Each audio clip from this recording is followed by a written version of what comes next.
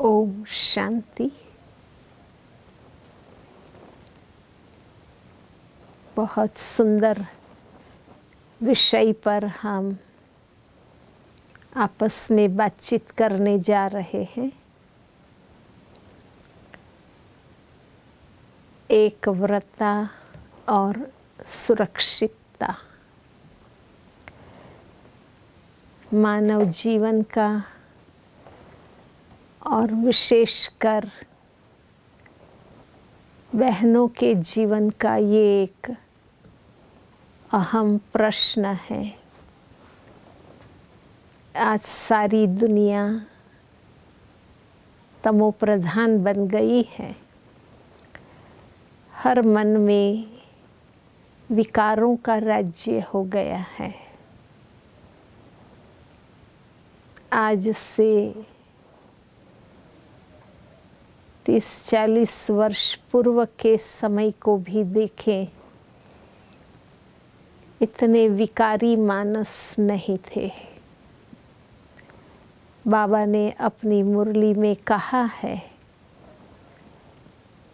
कि जब सुख के और कोई साधन नजर नहीं आएंगे तो मनुष्य की बुद्धि देह में फंसेगी।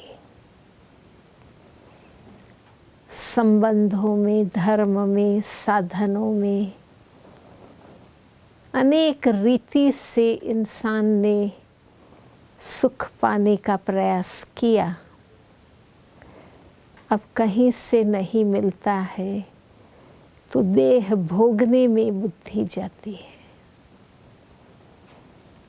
शरीर का ऐसा कोई भाग नहीं छोड़ा है जिसका श्रृंगार इंसान ना करता हो। तो दिन प्रतिदिन देहभान पक्का होता जाता है, बॉडी कॉन्शियस बनते हैं तो विशियस बनते जाते हैं। इसलिए दूसरों के प्रति भी भोग दृष्टि रहती है। प्यारे बाबा ने हम सबको सत्य ज्ञान दिया है और अपना बनाकर बाबा ने हमें पवित्र और योगी बना दिया है। बहुत ही ऊंचा जीवन बाबा ने हमारा बनाया है। बाबा के बनकर 53 इयर्स हुए। मैं देखती हूँ कि बचपन में अज्ञानी लोग, गृहस्थी लोग भी बहुत नियम मर्यादा वाले थे, बहुत सात्विक थे। आज हम देख रहे हैं कि जीवन इंद्रिय रसों में डूबा हुआ, विकारों में ही लिप्त जीवन जी रहे हैं। कलह क्लेश भी बढ़ गया है और जब हम खुद बॉडी कॉन्शियस है तो दूसरे भी हमें देह की नज़र से ही देखते हैं। ये भी एक अनुभव है कि हम खुद देहभान में हैं तो दूसरे भी हमें दैहिक नज़र से ही देखेंगे। जितना हम आत्माभिमानी होंगे, बाबा की याद में होंगे, देहभान से न्यारे होंगे तो दूसरों की भी दृष्टि उसमें नहीं जाएगी। इसलिए बाबा ने कहा है कि आत्माभिमानी स्थिति ही सेफ्टी का साधन है। तो इस बात को हमें बहुत पक्का करना है कि हम इतना आत्मस्मृति में रहे, सोल कॉन्शियस रहे कि हम इस देहभान से ऊपर उठे हुए हों, न्यारे हों। तो कोई दूसरे भी, बाबा कहते हैं ना, देह की दृष्टि से नहीं देखेंगे। मैं आत्मा हूँ, पॉइंट ऑफ लाइट हूँ। बल देखने में ये शरीर आ रहा है, पर मैं शरीर नहीं हूँ, मैं शरीर से अलग हूँ, मैं ज्योति बिंदु हूँ। तो जितना ये आत्मस्मृति, आत्मस्थिति रहेगी, तो हमारी बुद्धि देह से न्यारी रहेगी, दूसरे भी देह दृष्टि से हमें नहीं देखेंगे। तो ये भी हम पक्का रखें कि देही अभिमानी स्थिति ही सेफ्टी की स्थिति है। तो ये अभ्यास हमें बार बार करना है। दूसरा, बाबा हमेशा हमें कहते हैं कि तुम्हारा ये साधारण शारीरिक स्वरूप छिप जाए, तुम्हारा ज्योति बिंदु आत्म स्वरूप प्रकट हो जाए। देखो, हम आपस में मिलते हैं, बातचीत करते हैं, तो हम कुछ करते हैं तो हमारा लक्ष्य रहता है कि सबका ध्यान, जब मैं कुछ कह रही हूँ तो मेरे तरफ हो। तो मैं आत्मा बोल रही हूँ, मैं आत्मा कुछ कह रही हूँ, कर्म कर रही हूँ, तो मेरा भी लक्ष्य हो कि सबका अटेंशन आत्मा पर हो, भ्रुकुटी में हो, हमारे शरीर में ना हो।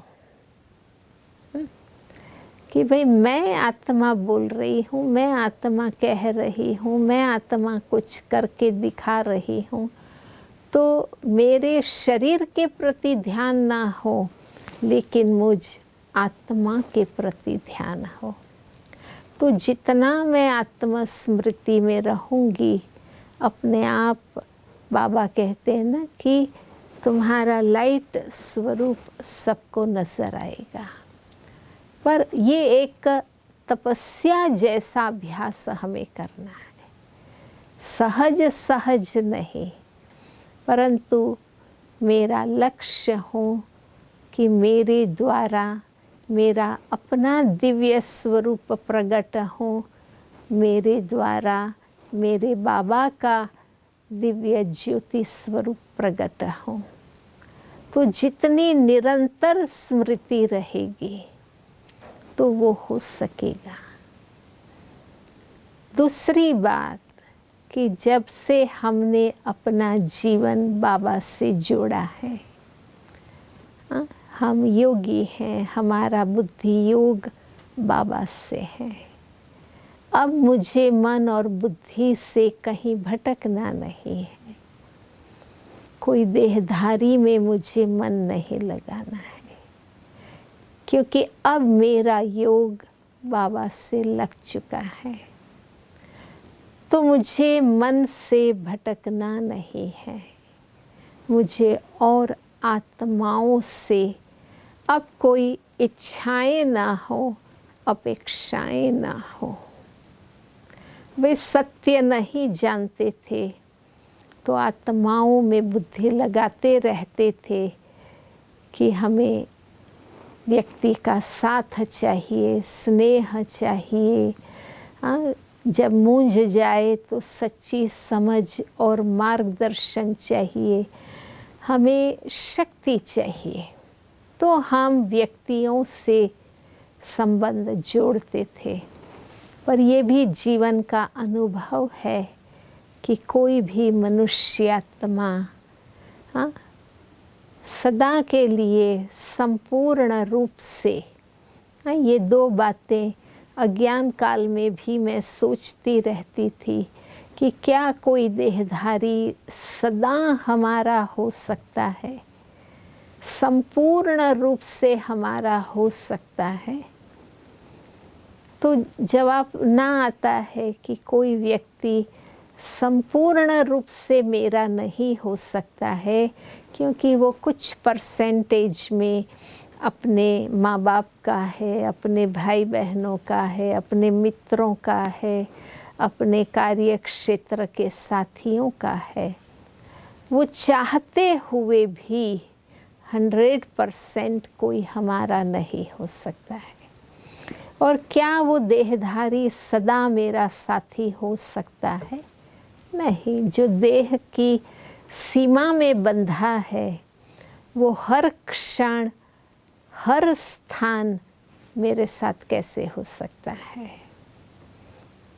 नहीं हो सकता है। इसलिए हर क्षण हर स्थान संपूर्ण रूप से केवल निराकार ही हो सकता है। देखो, हम लोग ये सोचते थे पहले कि निराकार कैसे हमारा हर स्थान मदद कर सकता है। तो कई बाबा ने भी एक मुरली जो चली उसमें बताया, 2 संडे पहले की मुरली, जिसमें बाबा ने पूरा एक व्रता पर ही मुरली चलाई है। और बाबा ने कहा कि कई सोचते हैं कि निराकार कैसे साथ दे सकता है, तो कोई तो साथी चाहिए। पर अब समझ में आ रहा है कि निराकार ही हर घड़ी हर स्थान हमारा साथी हो सकता है। ऐसे कई किस्से पढ़ते हैं कि साथ में पिता थे, पति था, भाई था, फिर भी उनको भी मार पीट कर बांध के अलग कर देते हैं और बहनों के साथ, स्त्रियों के साथ गंदा व्यवहार कर लेते हैं।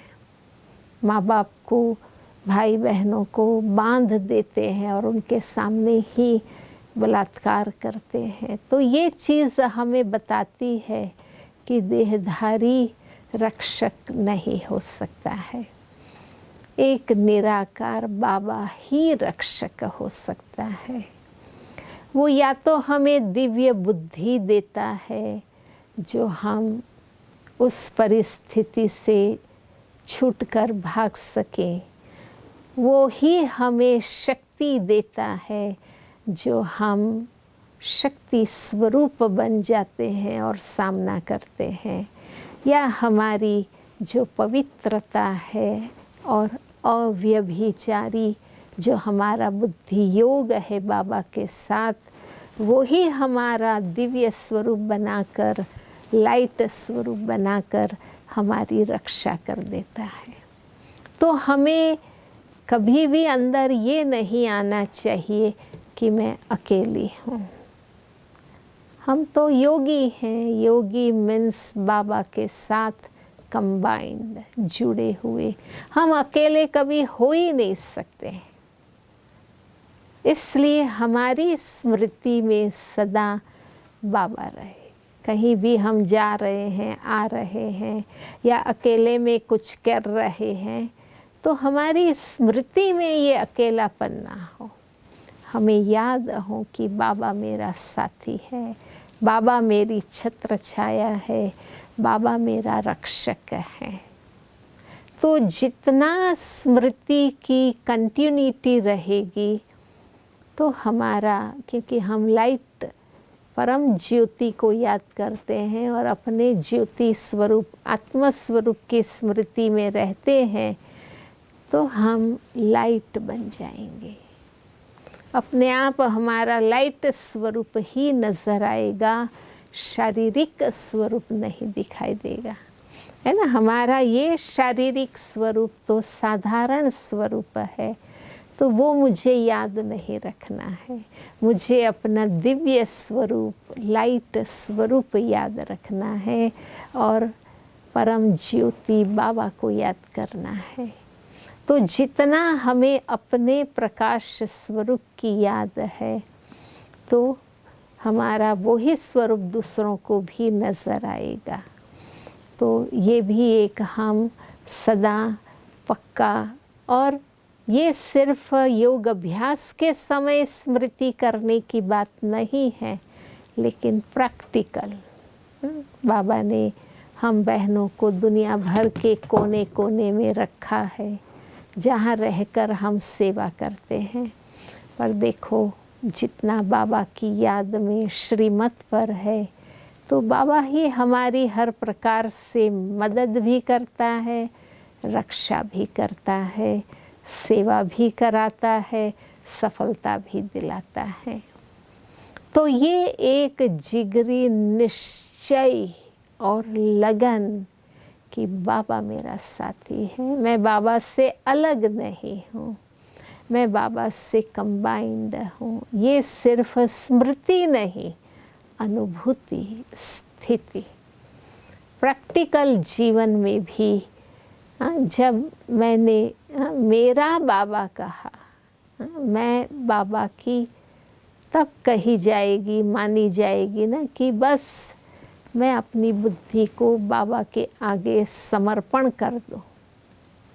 मेरा बाबा, मैं बाबा की, जब प्रैक्टिकली सही अर्थ में मैं बाबा की बनती हूँ तो बाबा भी मेरा बन जाता है और सदा मेरा साथी हो जाता है।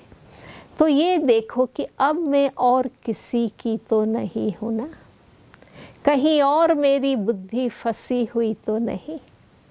फिर वो लौकिक है या लौकिक परिवार है, मुझे कहीं भी फंसना नहीं।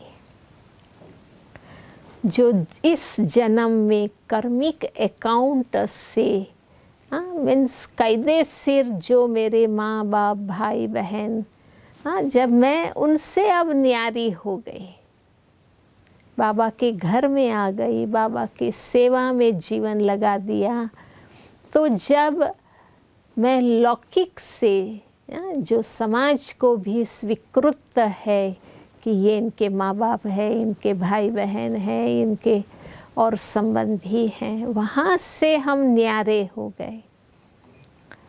तो ये तो लौकिक परिवार है, अलौकिक परिवार है, मुझे उसमें फंसना नहीं। मुझे किसी को पिताजी नहीं बनाना है, किसी को मम्मी नहीं बनाना है, किसी को भाई नहीं बनाना है। बाबा कहते हैं माँ बाप एक ही बाबा मम्मा है, शिव बाबा और ब्रह्मा बाबा है, वो एक ही हमारे माँ बाप है और कोई माँ बाप हम नहीं बना सकते हैं। कई बार हम इस प्रकार से अलौकिक परिवार में किसी को माँ बना लेते, किसी को बाप बना लेते, किसी को भाई बना लेते। नहीं, हमारे माँ बाप है ही। बल्कि एक प्रकार से मैं समझती हूँ कि और देहधारी को माँ बाप बनाना ये एक प्रकार से बाबा मम्मा का इंसल्ट करना है, क्योंकि वो है ऑलरेडी हमारे साथ है। तो फिर हम दूसरों को कैसे बना सकते? हमें किसी को नहीं बनाना है। बाबा मम्मा शिव बाबा ही मेरे माता पिता है। मुझे खास भाई बनाने की ज़रूरत ही नहीं है, क्योंकि सभी भाई हैं, सभी आत्मा आत्मा भाई हैं। तो मुझे स्पेशल किसी को भाई बनाने की आवश्यकता ही नहीं। बाबा ने कहा है कि जब हम भगवान को अपना मित्र बनाते हैं, फिर हमारे जीवन में खास कोई मित्र नहीं रहता है, सभी हमारे मित्र है, सारा विश्व ही हमारा मित्र है। तो ये मेरा फ्रेंड है या ये मेरी फ्रेंड है, नहीं। अब मेरे सर्व संबंध बाबा से हैं। मुझे बाबा से अपने संबंधों का जो कनेक्शन है वो इतना मजबूत रखना है कि मुझे और किसी की ज़रूरत ही ना पड़े। मुझे हर बात में सबसे पहले बाबा ही याद आए। ऐसे नहीं कि पहले हम देहधारियों से बुद्धि लगाएं, उनसे आशा रखें, और जब कहीं से मदद ना मिले तो फिर हम बाबा को याद करें कि बाबा आप ही मेरे सब कुछ है। तो बाबा भी समझ जाता है कि ये बनावट है, ये धोखा है, चारों ओर से मदद नहीं मिली तो अब मेरे पास आई है। तो ऐसा हमें नहीं करना है। हमें हर परिस्थिति में, हर बात में सबसे पहले बाबा याद आए। मुझे बाबा से बात करनी है, बाबा से मुझे मार्गदर्शन लेना है। तो इसको कहेंगे कि सच्चा नाता, है ना। सर्व संबंधों में एकव्रता इसको कहते हैं। उस मुरली में भी आप लोगों ने सुना है कि सर्व संबंधों में एकव्रता, यही मेरा भाई, यही मेरे माँ बाप, यही मेरी बहन, यही मेरा मित्र, यही मेरा साथी, साजन, सारथी, शिक्षक, सतगुरु, सब कुछ बाबा ही है।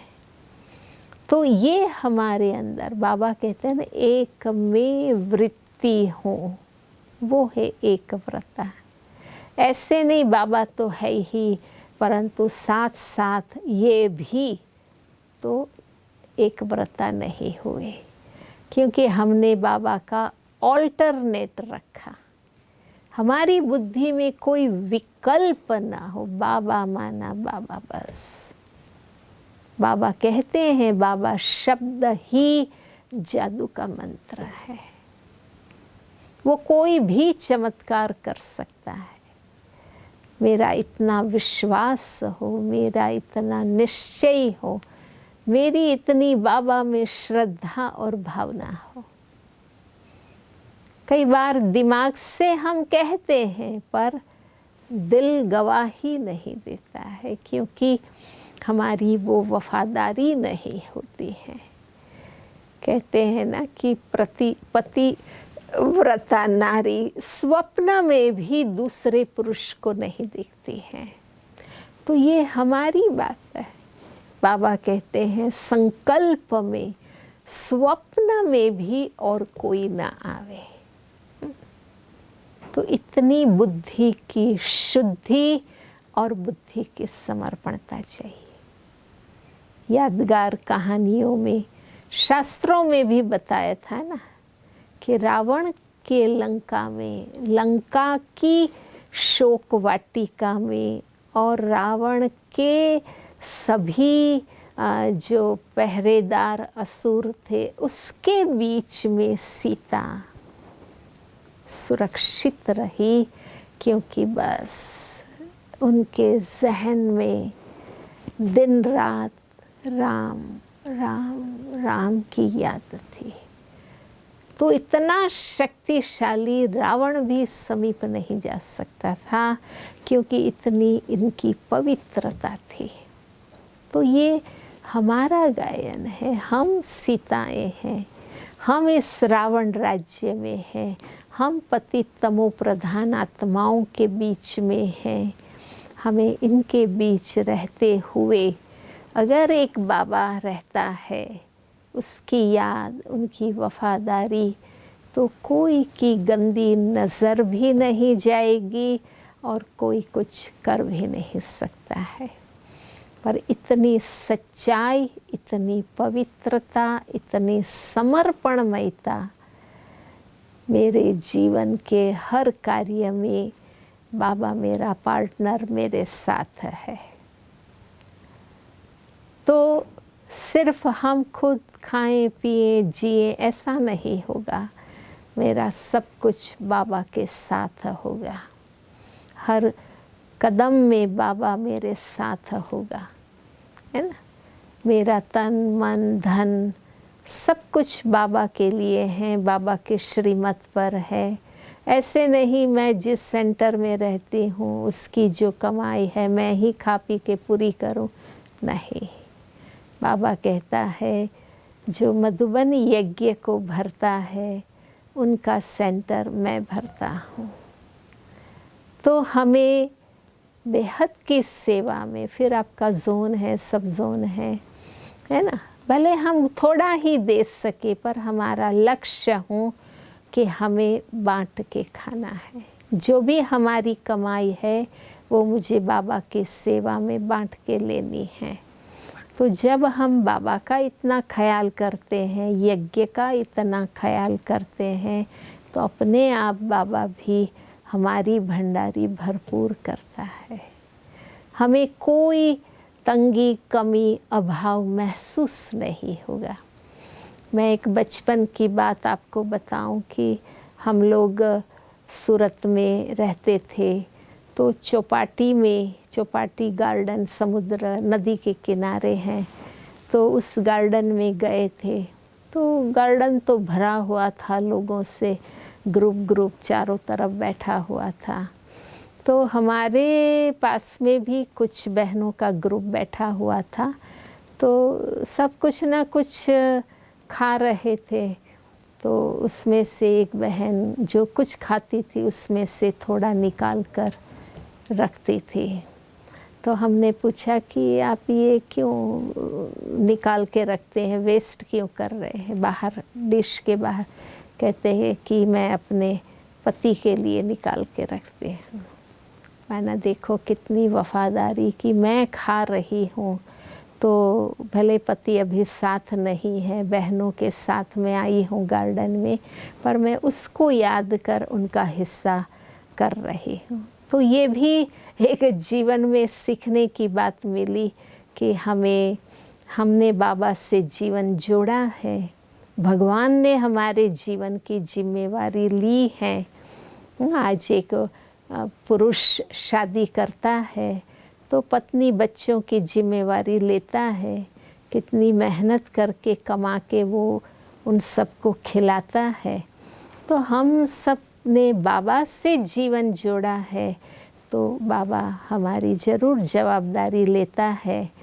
हाँ, वो हर प्रकार से हमारा भंडारी भरपूर रखता है, लेकिन बशर्ते कि हम सदा बाबा को याद कर, मधुबन को याद कर, या जो हमारे बड़े घर है जोन सब जोन को याद कर हम थोड़ा भी अपना सहयोग ज़रूर दें।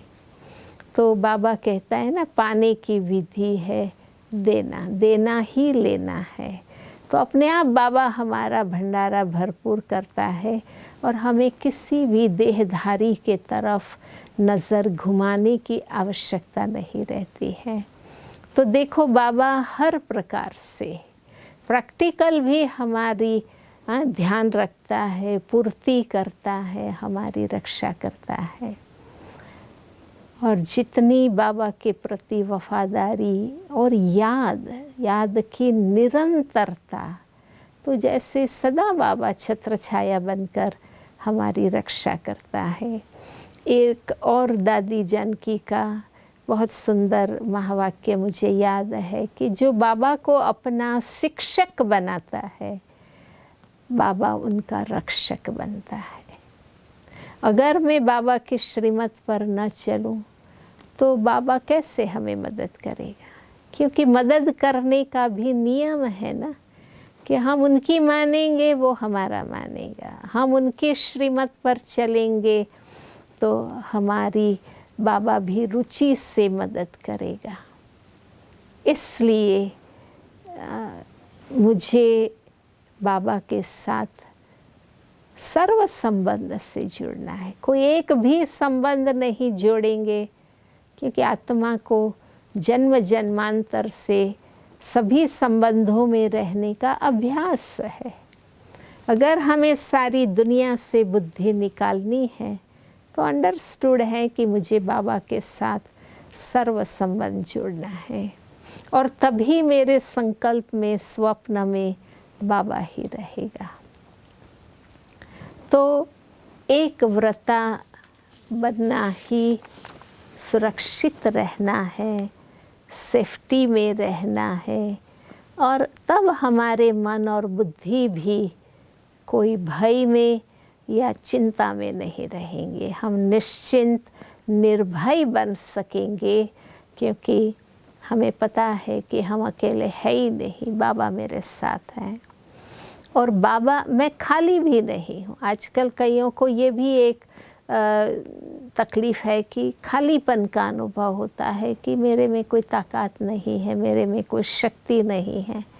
परंतु नहीं, अगर हमारा योग बाबा से है, प्यार बाबा से है, समर्पण बाबा से है। योग का अर्थ ही है भगवान को प्यार करना, समर्पण होना, हर संबंध से उनका बन जाना। तो फिर हमें ये अनुभव होगा ही नहीं। और ये सिर्फ बातें नहीं, लेकिन ये वृत्ति में, बाबा कहते हैं ना, वर्तमान वृत्ति, हाँ, वृत्ति में एक बाबा। भल कर्म में कोई नहीं और कोई जीवन में नहीं, पर वृत्ति में भी और कोई नहीं। सूक्ष्म में भी हम कहीं आसक्त हैं, लगाव है, या थोड़ा भी हमारा झुकाव है, या हमने ये समझा कि ये मुझे समझ रहा है, इसका मेरे लिए सॉफ्ट कॉर्नर है, तो हमारी बुद्धि की वफादारी नहीं रहती है। तो वफादारी बहुत सूक्ष्म चीज़ है ना। देखो, एक देहधारी भी लौकिक दुनियावी संबंध में भी वफादारी चाहते हैं।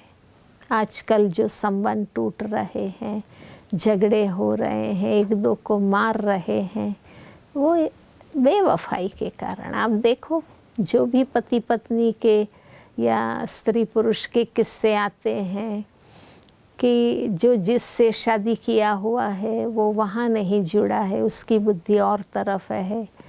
वो बहन जो स्त्री शादी की हुई है, उसका भी अपनी पति में नहीं और पुरुष के आकर्षण में है। तो ये बेवफाई ही पारिवारिक जीवन को तोड़ते हैं और एक दो को मरने और मारने पर आ जाते हैं।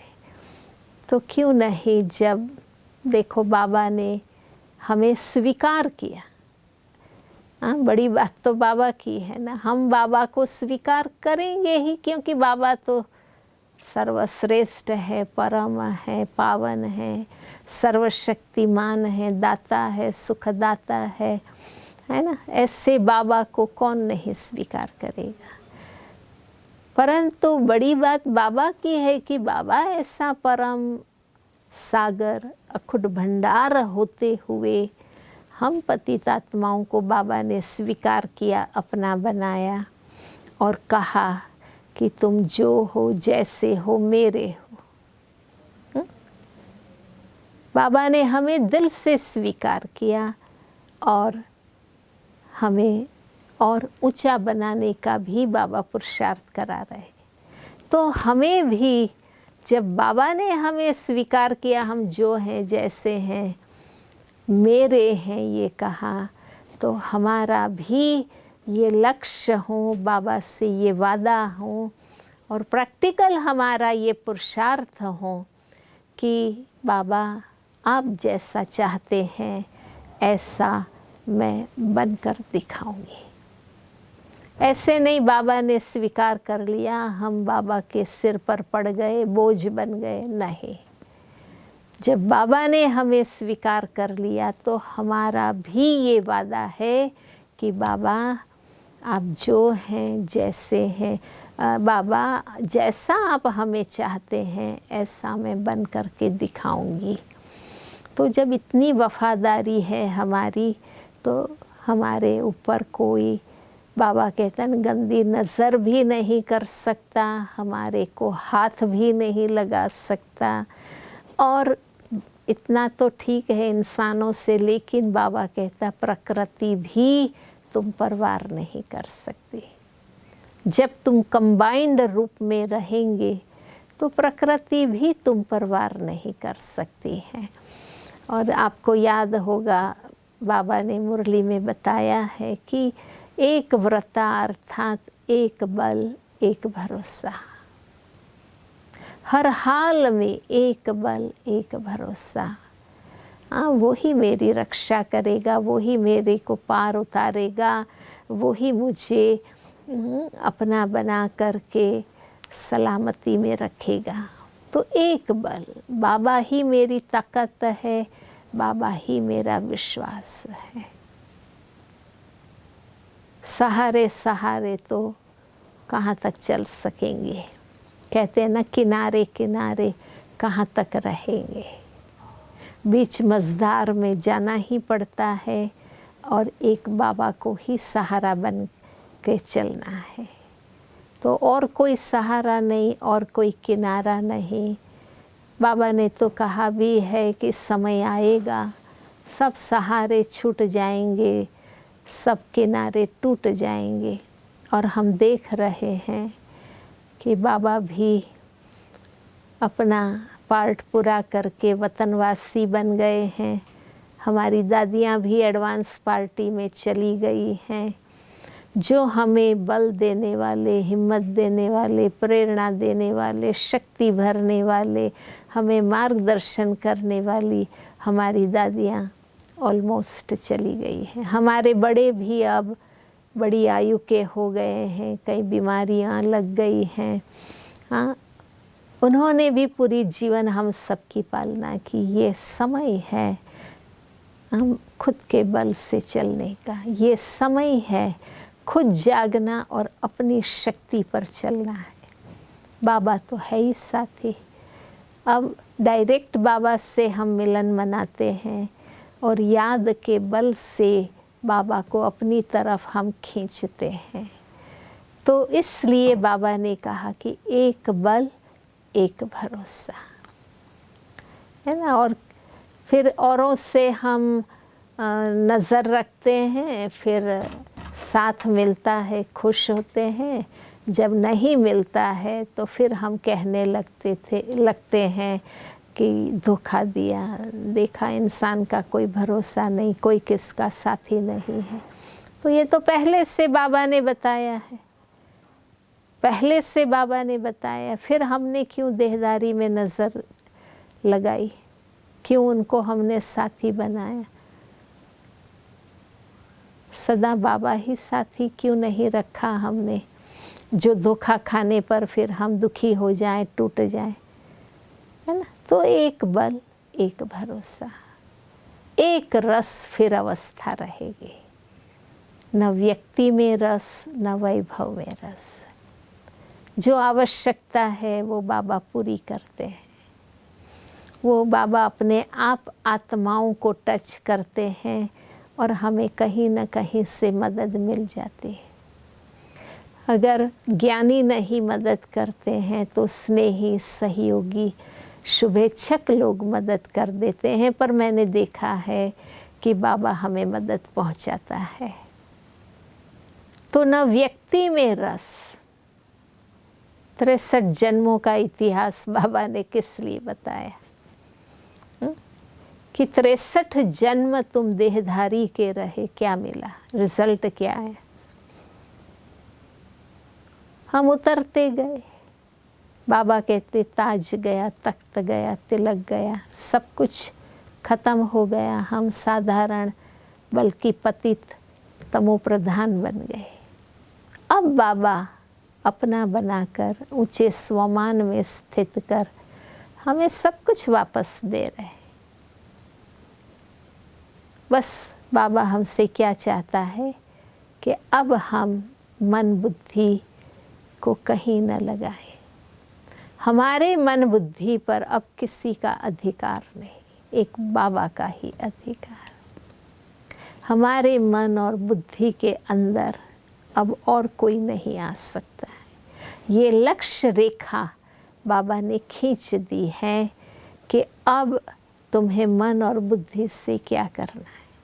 तुम बाबा को याद करो, ज्ञान का चिंतन करो, सर्विस की युक्तियाँ निकालो, सुखधाम को याद करो, परमधाम को याद करो, संगम युग को याद करो। बस बुद्धि से तुम्हें इसमें ही रहना है। अब बुद्धि से कहीं और भटकना नहीं है। तो हम एक रस रह सकेंगे, ना साधनों का रस। ठीक है, हमें जो आवश्यक है वो सब कुछ रखना है, इसकी बाबा ने कभी मना नहीं की है, पर हमें साधनों में फंसना नहीं है, साधना को कम नहीं करना है। तो बाबा साथी रहेगा, सेफ्टी रहेगी। फिर बाबा कहते हैं हमें कि एक मत, एक व्रता माना, जो बाबा कहे वो ही मुझे करना है। हमें अपनी मन मत पर भी नहीं चलना है, मन मर्जी से जीते रहे, हम कहीं के न रहे, क्योंकि मन हमारा पूर्ण शुद्ध नहीं है, पूर्ण ज्ञान स्वरूप नहीं है। तो मनमत सत्य कैसे हो सकती है। हमें श्रीमत से हर बात को वेरीफाई करना है। परमत पर भी नहीं चलना है। आप देखते हैं परमत पर चलकर कितनों ने बाबा के यज्ञ में विघ्न डाले। तुम न मनमत न परमत। मुझे अपनी बुद्धि बाबा के आगे समर्पित कर देनी है और बाबा कहे वो ही मुझे करना है। तो एक मत,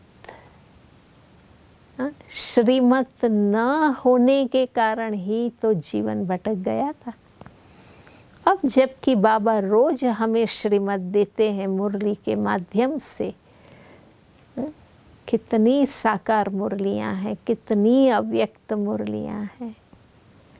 भगवान ने हमें समझाने में कोई कमी नहीं रखी। हम कहीं भी मूंझ नहीं सकते हैं, हमें किसी से राय लेनी पड़े ऐसा भी नहीं है। बाबा खुद ही सब कुछ हमें समझाते रहते हैं। तो एक मत पर हमें चलना है और बाबा कहते एकांत में रहो, एक के याद में रहो, एक के सार में रहो, एक के अंत में, तंत में, एक सत्व में हम स्थित रहे तो बहुत जल्दी हम एकाग्र हो सकेंगे, लगन में मगन हो सकेंगे और हमारी दृष्टि में, हमारे शब्दों में, हमारे वाइब्रेशंस में ऐसी शक्ति भर जाएगी जो अनेक आत्माएं हमसे प्राप्ति कर सकेंगे। विशेष हम समर्पित भाई बहनों को, जिसने भगवान ने अपनी गद्दी पर बिठाया है, अपने घर में रखा है। हाँ, बाबा ने अपने स्थान पर हमें रखा है। हमारा फर्ज है बाबा जैसा बनकर हर आत्मा को प्राप्ति कराना। हम दिन रात बाबा की सेवा में हैं, बहुत दुआ कमाते हैं। जो दिल से सेवा करते हैं, हड्डियां बाबा की सेवा में लगाते हैं, वो बहुत दुआएं प्राप्त होती हैं और वो दुआएं भी हमारी रक्षा करते हैं।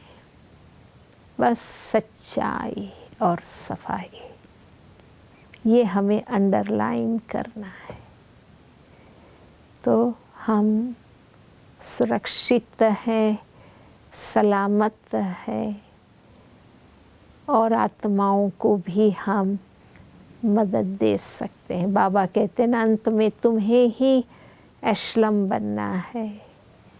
जैसे बहुत बारिश पड़ती है अचानक तो लोग जहाँ जहाँ सेफ्टी का स्थान है वहाँ जाके खड़े हो जाते हैं। तो अंत में हम सेफ्टी के स्थान नज़र आएंगे। हमारे द्वारा उन आत्माओं को शांति, शक्ति, सब कुछ मिलेगा। तो बहुत सुंदर विषय आप लोगों ने खोजा है। उस पर जो मेरे अनुभव की बातें, मेरे चिंतन की जो बातें, बाबा की कही हुई ही बातें मैंने आपके सामने रखी हैं, आप इसका अनुभव करें। अल्टीमेट तो हर आत्मा को अपनी शक्ति से ही पार होना है। बहुत बाबा ने पालना दी, बहुत दादियों ने पालना दी, बहुत दीदियों और बड़े भाई बहनों ने दी। अब समय है खुद की पालना करो और इतने आदर्श हम बने कि हमारे नए भाई बहनें, हमारे नए साथियों को भी हमसे शक्ति मिले। ओम शांति।